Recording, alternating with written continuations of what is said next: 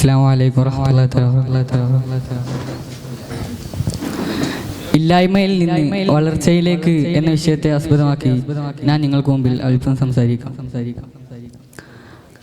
നാം ഒരാൾ തൻ്റെ ഉമ്മാന്റെ ഗർഭപാത്രത്തിൽ നിന്ന് ജനിച്ചു വീഴുമ്പോൾ തന്നെ ഉയരങ്ങളിലേക്ക് എത്തുന്നവരല്ല, മറിച്ച് അവർ താഴെ നിന്ന് അധ്വാനിച്ചാണ് ഉയരങ്ങളിലേക്ക് കടന്നു പോകുന്നത്. നമുക്കറിയാം, നമ്മുടെ അടുക്കൽ കടന്നുപോയ എല്ലാ മതപണ്ഡിതർക്കും അല്ലാഹു തആല ധാരാളം പരീക്ഷണങ്ങൾ കൊടുത്തിട്ടുണ്ട്.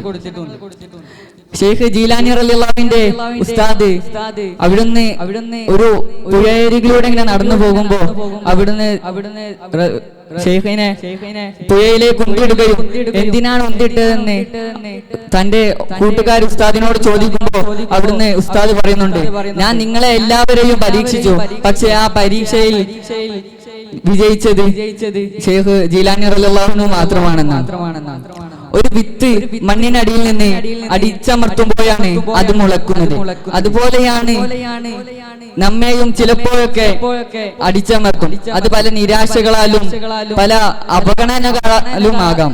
പക്ഷേ നാം അതിനൊന്നും അവഗണന കൊടുക്കാതെ നാം അതിൽ നിന്ന് മുന്നേറുക തന്നെ ചെയ്യണം.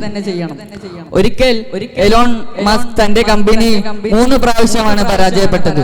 ഒന്ന് പരാജയപ്പെടുത്തുമ്പോ അദ്ദേഹം അവിടെ നിർത്തുന്നില്ല, പിന്നീടും അത് തുടർന്നുകൊണ്ട് 4ാമത്തെ പ്രാവശ്യമാണ് അദ്ദേഹം അതിൽ നിന്ന് വിജയിക്കുന്നത്.